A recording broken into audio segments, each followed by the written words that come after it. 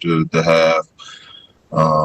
Up, 13 or 14 in the third to start it.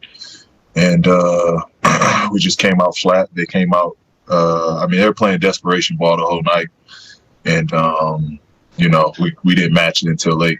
But, I think the positive out of it is, we gave ourselves a chance, regardless we gave this one up with a flat third. We still give ourselves a chance to win this.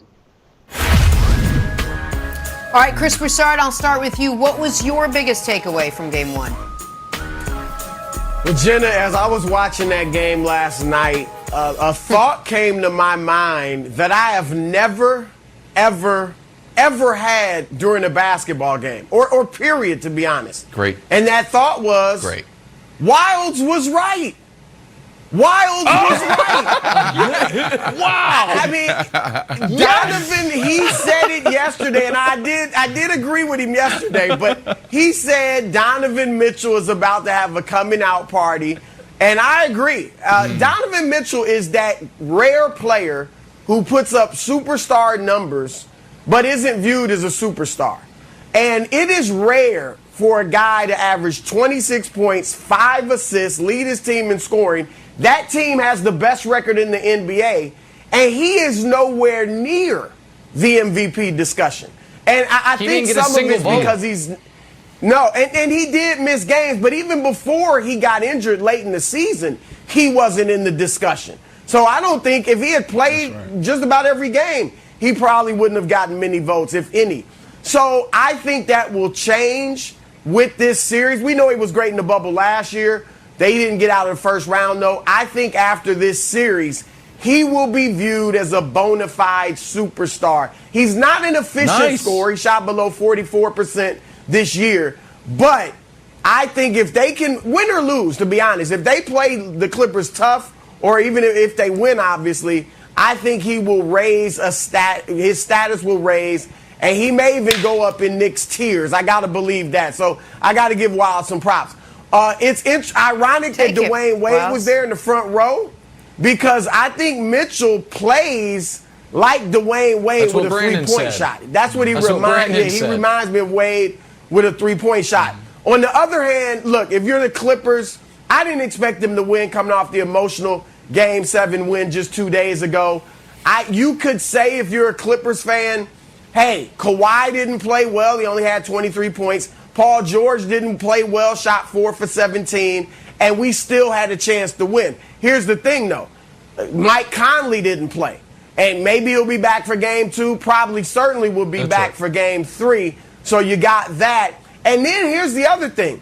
Paul George has not been shooting the ball well lately. Over the last 3 games, now they obviously won 2 of those in Dallas, but over the last 3 games, he's shooting 32%. He's had big moments. He had 13 points in the fourth quarter last night, but they're going to need consistently good play from Paul George. I'm tired of seeing him at the press conferences with his head down, cornrows glistening, and just talking in solemn tones. So I'm not worried about Kawhi, but they're going to need more from Paul George on a consistent basis. Yeah, but here's the thing. So I'm playing with house money now, Nick. Broussard's back from Vegas, and I'm feeling lucky. I'm back. So I'm going to double down on my Donovan take, because in these playoffs, we know that some guys don't love it, Paul George being one of them. The best we think Paul George is going to get to is like dealing effectively with the playoff pressure. And then there's other guys like Donovan Mitchell, who scored 50 twice in that series in the bubble. It's like, you know what? I love the pressure. You know what, Jazz? You keep me out of Game 1. I'm mad at you. I want to play. I'm dying to play. And that's why I had a big game. So this is why I'm doubling down. Not only is he one of the best superstars right now in the league, perhaps he's an all-time playoff performer. We can look at this stat. Look at this. Now, see. Got some GOATs up there and Donovan Mitchell. Is this a bridge too far for you, Nick, even though it's 100% accurate? Yeah. Yeah, Wilds didn't just double down. Here's what Wilds did. Wilds won. That's by the way, the police coming to arrest Wilds for that premature take. Wilds didn't just double down. He won a double down hand, and then the very next hand he got 2 10s, and he's like, split them, dealer. I'm feeling lucky. It's like, nah, buddy, just take your win and be happy. Listen, Donovan was great. There's no doubt about it, and he is a guy that I don't view as a superstar. I view as a star. And to me, the very clear line is, can you have a bad game in a terrible spot and avoid a bad game in a big spot, pardon me, and avoid, getting crushed for it? If you can, you're typically not a superstar. So now, I am curious, and this can be a separate discussion, if Broussard is calling him, he mentioned the tears, same draft class as Jason Tatum, I do wonder who you'd rather have, Tatum or Donovan Mitchell. Donovan obviously has greater playoff moments, but we don't have to have that discussion. Here's the thing, Brandon. This game was not shocking in either half. It was not shocking that the team that had been off almost a week came out ice cold, and the Clippers carried some of that momentum from the emotional win 6 and 7 into the first half. And it was not shocking that by the end of the game, the Clippers were dead. I know they had a little flourish in the final minute, but they got annihilated the first 20 minutes of the second half. It was their 8th game in 18 days.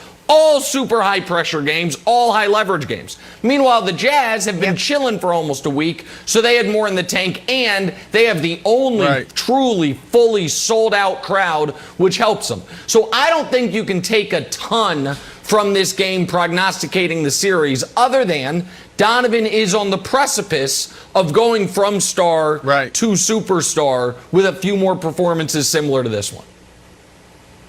100%. That was the biggest takeaway. Spider Mitchell, phenomenal. But every time I'm watching these games, I'm looking for a storyline. And that first half, the storyline for me was explosiveness. Like, I'm always, as a player, looking at body language. I'm looking at how guys are moving. And those guys look fresh. I'm talking about the Clippers. They looked explosive. They dominated the first half, and going into the third quarter, they were the best team. It looked like the Utah Jazz wasn't even supposed to be on the same court in the same arena as them. That's how dominant the Clippers looked. And then all of a sudden, Spider Mitchell just turned it on, and he just worked the pick and roll he took it to a whole nother level. When I started playing basketball in 1996, my older brother and I, we had 2 plays. We had give and go, and we had the pick and roll. And we'd be out there just working boys out there in the neighborhood. We call play 1, play 2.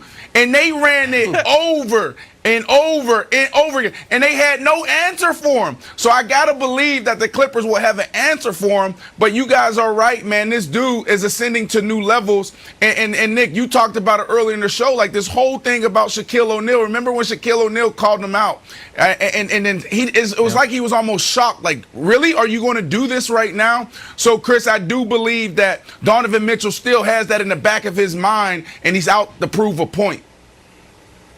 Yeah, I agree with that, Brandon. And I think Wiles made another good point that Mitchell is a gamer.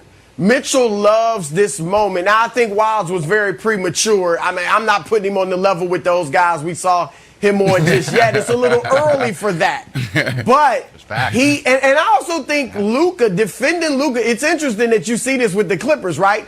One man gives them problems. It was Luka in the previous series, obviously. That's right. And now it could be Mitchell. We'll see if this continues. But he gives the Jazz a totally different look. Outside of him, they are they're not athletic. They obviously shoot the ball, but everybody else needs somebody to create their offense for them. Outside of Jordan Clarkson, if they get Mike Conley back, he does a lot of that as well. But until Conley comes back, it is Donovan Mitchell having to do it all as far as scoring, but also getting other guys open looks. And the Clippers are familiar with that. Yep.